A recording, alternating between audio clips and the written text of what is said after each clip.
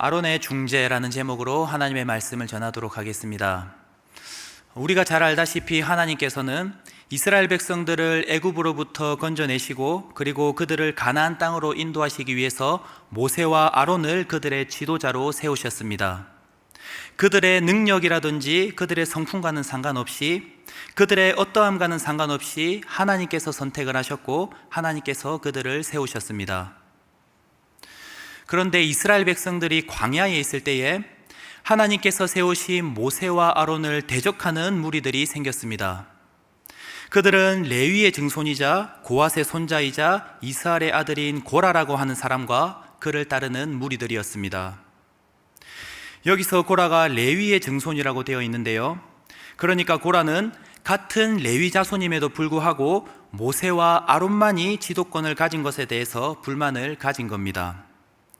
특히 고라는 자신에게 주어진 임무에 만족하지 못하고 아론의 제사장 직분을 탐냈습니다. 그래서 그는 자신에게 동조할 사람들로 다단과 아비람을 택하고 반역을 도모했죠. 그리고 이에 동조된 다단과 아비람은 르우벤의 지파, 르우벤의 자손들이었는데요, 그들은 자신들이 야곱의 맏아들 지파임에도 불구하고 레위 지파에서만 정치적인 지도자가 나온 사실에 대해서 불만을 품고서 모세의 지도권에 도전을 한 것이었습니다. 뿐만 아니라 2절을 보시면은 그들과 더불어 지휘관 250명이 함께 일어나서 모세를 거스리느니라 라고 성경은 기록을 하고 있습니다. 그러니까 한두 명이 아니라 여러 명이 마음을 합하여 모세와 아론을 대적하고 반역을 하고 있는 거죠. 하지만 여러분, 그들의 행동은 모세와 아론을 대적하는 것 같아 보였지만 궁극적으로는 모세와 아론을 대적하는 것이 아니라 그들을 지도자로 세우신 하나님을 대적하는 것이었고 하나님을 반역하는 것이었습니다. 그래서 성경에서는 그들의 행동을 하나님을 멸시한 것이다 라고 고발을 하고 있지요. 그리고 그 결과 어떻게 되었습니까? 16장 32절, 땅이 그 입을 열어 그들과 그들의 집과 고라에게 속한 모든 사람과 그들의 재물을 삼켰다. 그리고 35절, 여호와께로부터 불이 나와서 분향하는 250명을 불살랐다.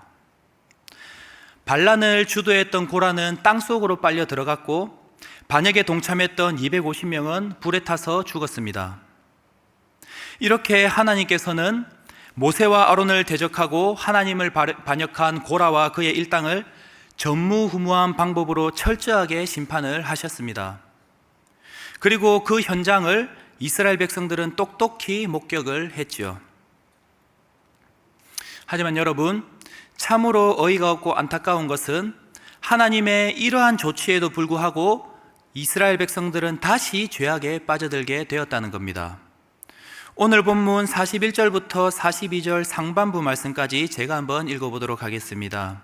이튿날 이스라엘 자손의 온 회중이 모세와 아론을 원망하여 이르되 너희가 여호와의 백성을 죽였도다 하고 회중이 모여 모세와 아론을 칠 때에, 여러분, 방금 읽었던 말씀은 뭐라고 시작을 하고 있습니까? 이튿날이라는 말로 시작을 하고 있습니다. 그러니까 이스라엘 백성들은 바로 전날에 일어난 하나님의 무시무시한 심판을 똑똑히 지켜봤음에도 불구하고 1년도 아니고 한 달도 아니고 단 하루 만에 다시 모세와 아론을 찾아와서 그들을 대적하고 있습니다. 이 얼마나 어이가 없고 기가 찰 노릇입니까? 하나님의 뜨거운 심판의 열기가 채 식기도 전에 온 회중이 모세와 아론을 찾아와서는 어제 사람들이 죽은 것은 당신들 때문이라면서 아론과 모세를 원망하고 공격하고 있는 것입니다. 여러분, 이스라엘 백성들의 주장은 완전히 적반하장이었습니다. 자신들의 죄 때문에 하나님의 심판이 내려진 것이 사건의 개요였어요. 하지만 그들은 오히려 모세와 아론이 여호와의 백성을 죽였다고 소리를 치고 있는 겁니다. 너희들 때문에 여호와의 백성들이 죽었다. 고라와 그의 무리들이 몰살된 책임을 모세와 아론에게 전가를 하고 있는 겁니다. 그래서 이런 이스라엘 백성들의 어이없는 행동에 하나님께서는 어떻게 반응을 하십니까? 오늘 본문 42절, 45절 말씀을 42절부터 45절까지의 말씀을 함께 읽어보도록 하겠습니다. 시작. 회중이 모여 모세와 아론을 칠 때에 회막을 바라본즉 구름이 회막을 덮었고 여호와의 영광이 나타났더라. 모세와 아론이 회막 앞에 이르매 여호와께서 모세에게 말씀하여 이르시되 너희는 이 회중에게서 떠나라. 내가 순식간에 그들을 멸하려 하노라 하시매 그 두 사람이 엎드리느니라. 아멘.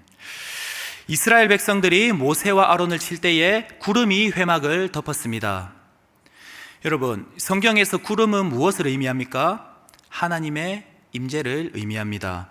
그러니까 이 대목에서 구름이 회막을 덮었다는 말은 백성들이 몰려와서 모세와 아론을 대적하려고 할 때에 하나님께서 즉각 움직이셨다는 겁니다. 그리고 이렇게 즉각적인 하나님의 나타나심은 하나님께서 백성들의 죄악을 간과하지 않으시고 즉시 심판하시기로 작정하신 것임을 보여주고 있는 거예요.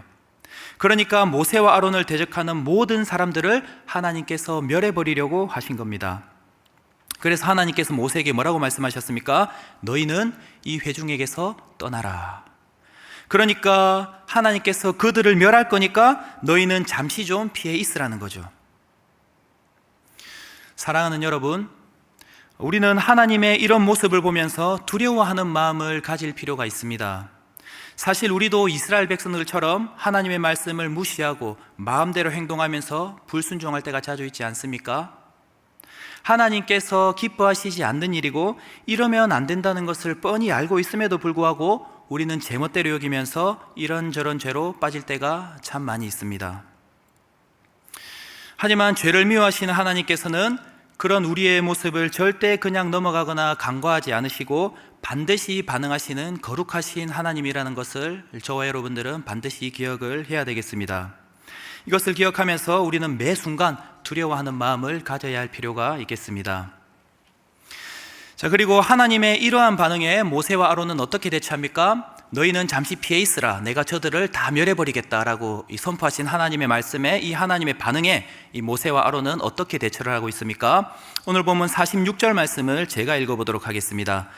이에 모세가 아론에게 이르되 너는 향로를 가져다가 제단의 불에 그것에 담고 그 위에 향을 피워가지고 급히 회중에게로 가서 그들을 위하여 속죄하라. 여호와께서 진노하셨으므로 연병이 시작되었음이니라. 여러분, 모세는 지금 자신에게 떠나라고 하신 하나님의 말씀과 반대로 행동을 하고 있습니다. 모세가 아론에게 이르되 향로를 가지고 급히 회중에게로 가서 그들을 위하여 속죄하라. 하나님께서는 분명히 잠깐 비켜 있으라고 했는데 이 모세는 아론에게 즉시 향로를 가지고 죽어가는 회중들 사이로 들어가서 그들 위하여 속죄하라고 명령을 하고 있습니다. 사실 인간적인 마음으로는 이번 기회에 확실하게 자신들의 힘을 각인시켜 주겠다고 생각을 하면서 그곳을 떠나 팔짱을 끼고서는 그들의 고통을 지켜볼 수도 있었습니다. 하지만 모세와 아론은 어떻게 했습니까? 향로를 가지고 급히 회중에게로 가서 그들을 위하여 속죄하라.